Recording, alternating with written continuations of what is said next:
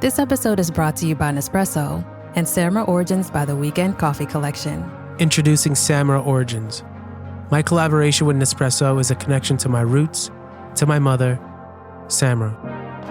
Coffee that hits the right notes. It transports you. Crafted with unique notes and bold, soaring flavors.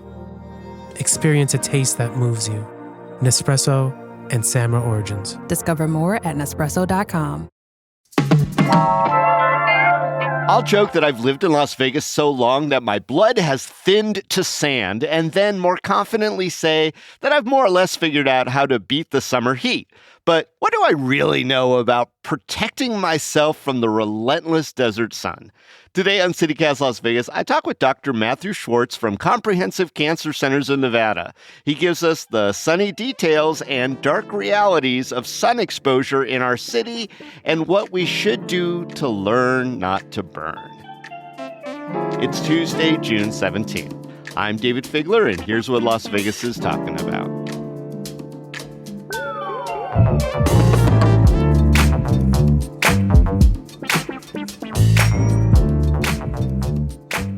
Dr. Schwartz, is exposure to sunshine in Las Vegas more or less hazardous than any other part of the Southwest? Hi, good morning, David. Thanks for having me on the show. I'm not a meteorologist, but I think I could safely say that we are definitely in the sun belt here in Las Vegas, and we're lucky enough to have more sunny days, and more sunny days and more nice weather means that we thankfully get to spend more days outside enjoying the things that Las Vegas has to offer, our lake and our mountains. People that live here are going to be more exposed to UV light. And so it's nice to have this opportunity to talk about things that people can do that will decrease your risk of getting skin cancer. Do you see more skin cancer out here? Yeah, we definitely do. It's a big part of my practice, unfortunately. And I think it's for a couple reasons. Number one, Las Vegas has a lot of people that move here from other places. And a lot of people that move here, they move here because they want to retire here. And older people tend to get more cancer. That's one factor. And then the other reason why is that, people here are getting more UV exposure. So you put those two things together, and we definitely have a big incidence of skin cancer here in Las Vegas. Are there any times or conditions when we should all just stay inside? Yeah, like I said, I'm not a meteorologist, but I get the same, alerts that everybody else does when they kind of give you the UV index. And, from my point of view, there probably isn't any real safe time where you can just spend, the whole day outdoors without any kind of protection. Because basically, once you're outdoors for more than 30 minutes, even if it's a cloudy day, you're still getting UV exposure. Yeah. So you still got to think about this even on the cloudy days. What about optimal tan time? After all, achieving that Coco Chanel, Wayne Newton, Snooki tan is kind of a Vegas tradition. So how can people safely get tanned here? Yeah, so that's interesting, because things have changed over time. I know when I was a kid growing up in Southern California and then in Las Vegas, my parents would tell me on the weekends, hey, go outside and don't come back till it's dark. Yeah. It wasn't only acceptable, it was encouraged to spend outside because, people thought it was good to be outdoors and getting out of the house and playing and moving around, which it is. But, it comes with risk. And so the interesting part is that most people got the majority of your UV exposure as a child. And so the biggest risk group is our kids, mainly because they spend more time outside. That's probably our biggest risk population where we want to prevent our kids from getting cancer, decades from now. And so, and kids don't, the last thing they're going to think about is putting on sunscreen before they go play, right? So yeah. Let me ask you two things, and I'm going to get a little personal with you on my end. Sure. Is there a time if people are interested in tanning that is better than other times to go outside to minimize the risk but maximize the bronzeness that some people seem to aspire for? Yeah, that's a good question. Not that I know of. I'm not sure if there's any safe amount. I think UV exposure, there's a direct correlation with the more that you get, the higher risks of skin aging and skin cancer. So there really isn't any safe amount. it's certainly safe to be outdoors intermittently, 15, 30 minutes, as long as you're not getting burned. It's probably okay. But after that, you got to start thinking about ways to decrease your risk, either with wearing clothing, hats, staying in the shade, or putting on sunblock. So when I was 14 or 15 years old, I fell asleep at our apartment complex pool here in Las Vegas, and I woke up in the backseat of my parents' car on the way to the hospital, and I wound up with some second-degree burns. It was pretty bad. Wow. It made me very gun-shy about the outdoors from that point forward. But am I now greater at risk because I've endured significant sunburns in the past? I mean, that was, 30, 40 years ago. Yeah, the thing is about risk factors is that it's a risk factor. It doesn't mean it's not a cause and effect thing. It's not like if A, then B always happens. It's a risk factor. So it increases your risk for skin cancer. It doesn't mean that you will necessarily get skin cancer.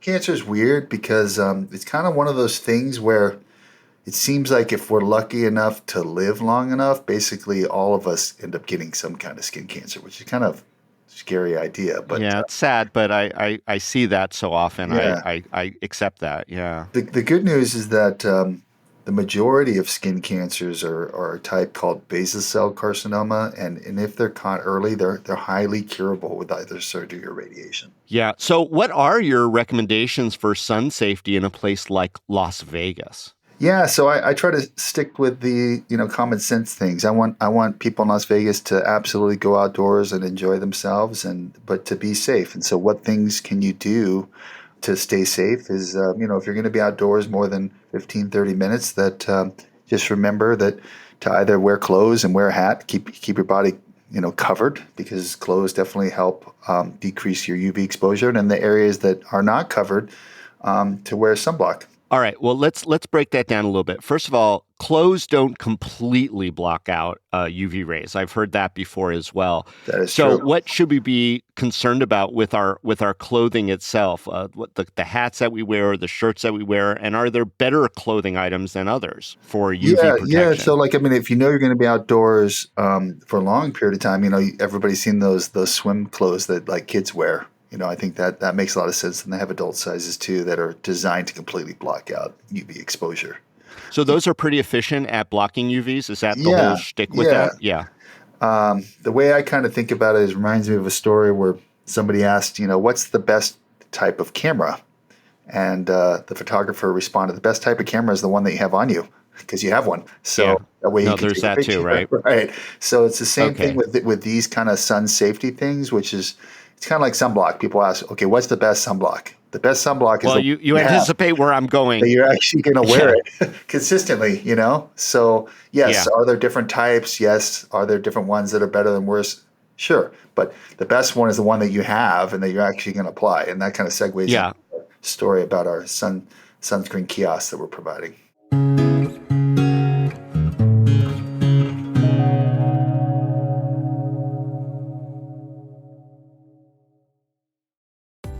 This episode is sponsored by Babbel.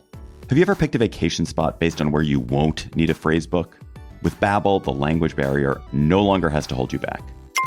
You can start speaking a new language with confidence thanks to Babbel's conversation-based techniques, which quickly teach you useful words and phrases about the things you actually talk about in the real world.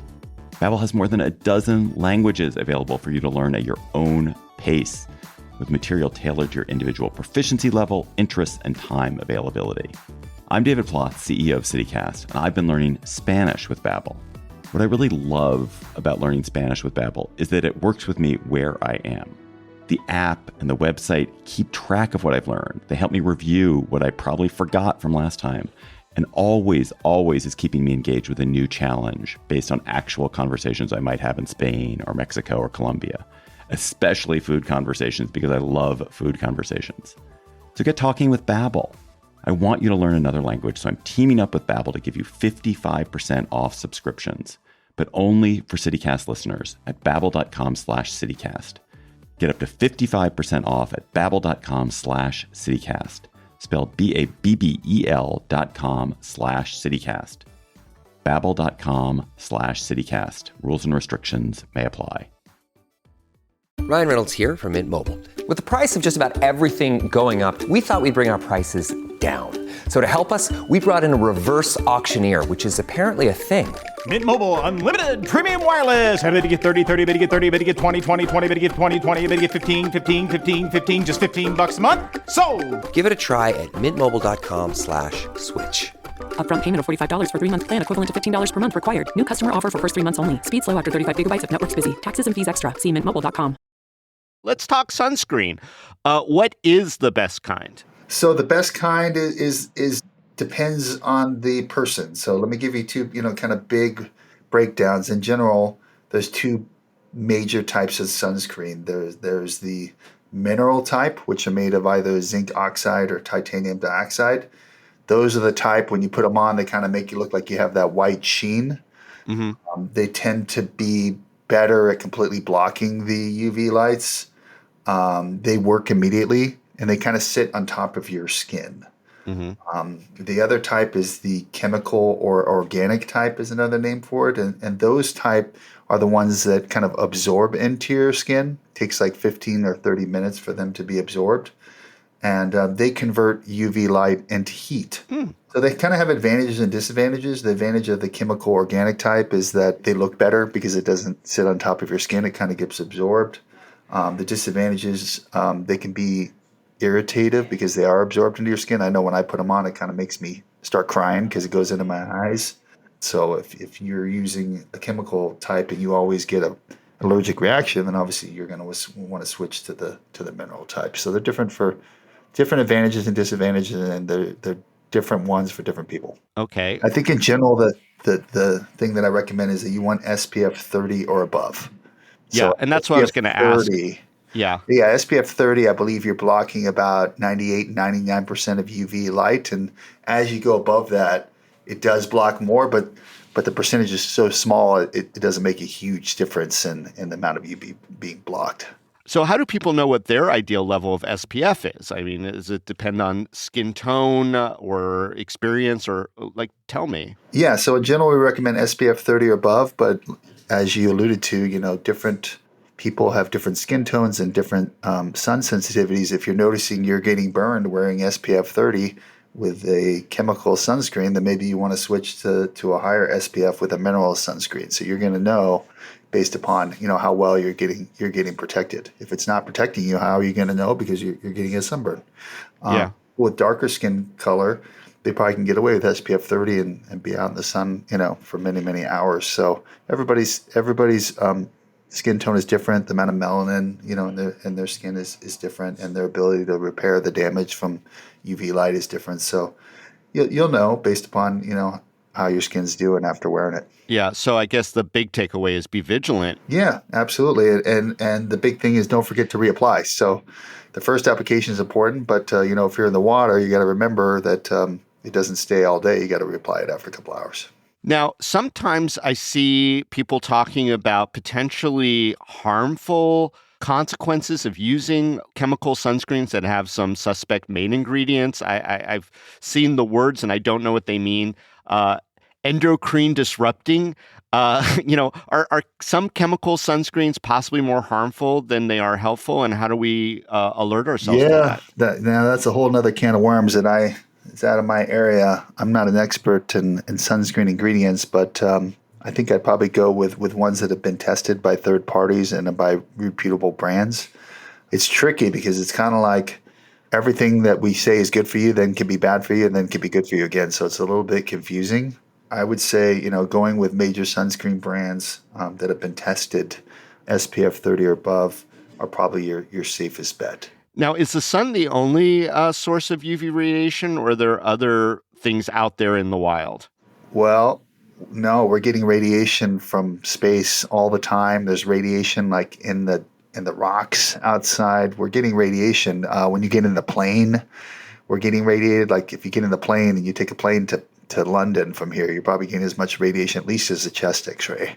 Oh, wow. Because the higher up you are, the atmosphere is thinner, and we're getting cosmic rays from space. So there's other types of radiation than UV. UV is just one type of radiation. We're constantly getting radiated. And what about like lights that come out of say, my computer screen. I mean, I don't want to sound like a dum-dum, but I don't know. If I stare at my screen too long, am I risking exposure that I should be wearing sunblock inside my house when I'm talking to people? Not that we know of. Okay, that's good. a whole nother discussion about lights from the computer and cell phones, and those are different types of radiation.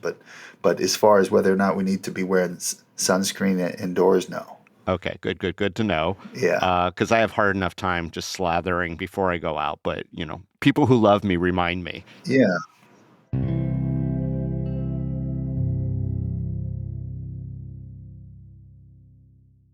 Hey, Fidelity. What's it cost to invest with the Fidelity app? Start with as little as $1 with no account fees or trade commissions on U.S. stocks and ETFs. That's music to my ears. I can only talk. Investing involves risk, including risk of loss. Zero account fees apply to retail brokerage accounts only. Sell order assessment fee not included. A limited number of ETFs are subject to a transaction-based service fee of $100. See full list at fidelity.com/commissions. Fidelity Brokerage Services, LLC, member NYSE, SIPC. This episode is brought to you by GM Genuine Parts and AC Delco.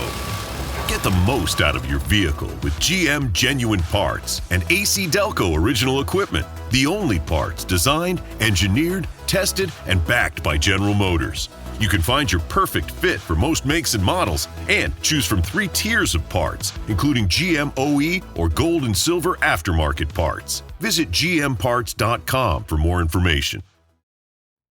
Sunscreen and clothing aside, what are some of the best tips for making sure that we don't need to go to the doctor with a serious skin or skin cancer issue?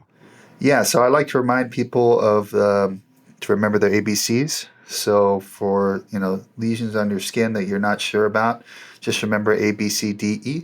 A is asymmetry. So if you're looking at like a mole that you're not sure about, does it look round or is part of it ragged?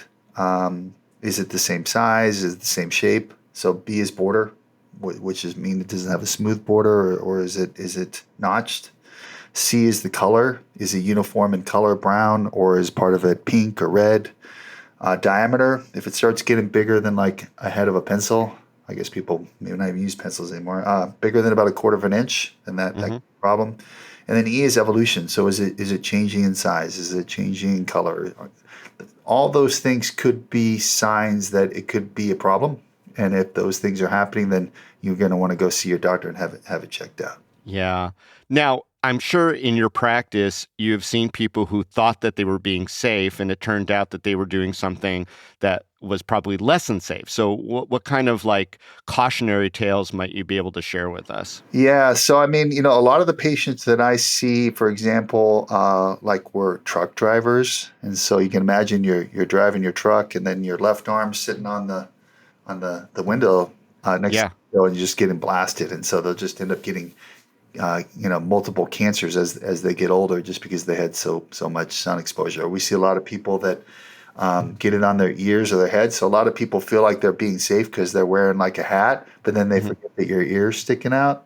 So then the top of your ear is just getting blasted for decades, and then end up getting skin cancer on your ear. So you got to remember those little things, that your skin isn't just the top of your head, or it isn't just your face. It could be your ear or your hand or areas that you wouldn't think about. I heard of someone who had it on their toes because all they did was wear open-toe sandals. I mean, is that an anomaly or is that? Yeah, I mean, it's unusual, but your skin's like the biggest organ in your body, and you can get cancer anywhere. Wow. So as people are enjoying water sports, they're going to their pools, they're going to the lake, etc. Is there anything that we missed as far as being smart and safe outdoors that you would recommend to people who, might be listening to this podcast on their boat at Lake Mead right now? Yeah, I don't want to scare people, because I want people to enjoy their lives, and I want people to go to the lake and go boating. I think it's just, you just got to use common sense, which is, just remember, if you're outside, you're going to want to be spend the day on your boat and in the water, just wear sunscreen and reapply it every couple hours, and wear clothing where you can't. So I think that's the simple stuff. Other simple advice is remember SPF 30 or above. And stay safe out there. Yeah, I mean, you've inspired me that when I do know I'm going to be out for a while to set a little alarm that just says reapply. I don't think about it. I think, only if I go in the water, but it makes sense that it's not going to last forever no matter what I'm doing, right?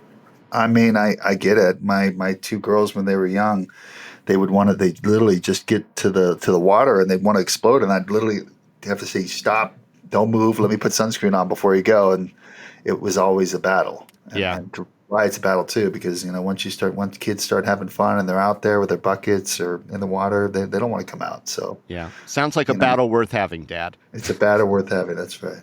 One last thing before we go, Dr. Schwartz. I do know that there is a fairly innovative kiosk program in our community. Now, typically when we go to kiosks, we're getting hand sanitizer, but you've got a different take on this, yeah? Yeah, so it's pretty cool. This year is our 12th year that Comprehensive Cancer Centers has spearheaded our annual skin safety and free sunscreen initiative in the Valley. We have partnered with municipalities, businesses, outdoor venues to provide free SPF 30 sunscreen.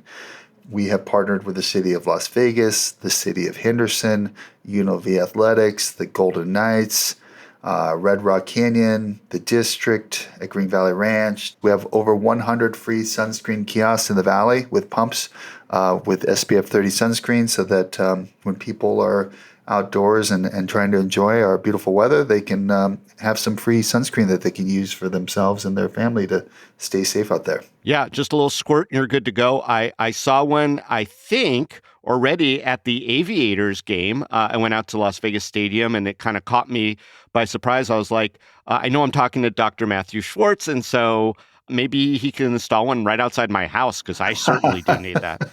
Yeah, we probably should. We've provided tens of thousands of sunscreen packets, over 100 free kiosks, and basically anytime you're in Las Vegas out enjoying the beautiful weather, there's a good chance you'll see one of our free sunscreen kiosks. And please feel free to use it for you and your family because we'd love to prevent cancer so that you never need to see us. Well, I really appreciate that. Well, Dr. Matthew Schwartz, thank you so much for joining us today on CityCast Las Vegas. Thanks for having me.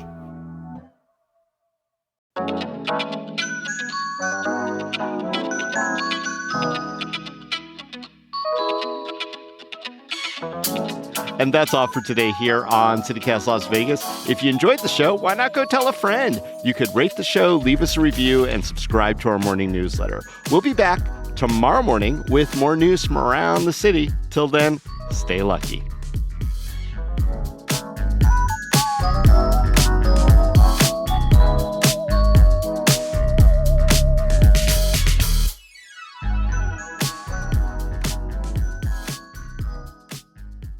You are just a party pooper. I am guilty. You and your fancy degrees and your desire to help humans live longer and better. Man, you're just ruining the party.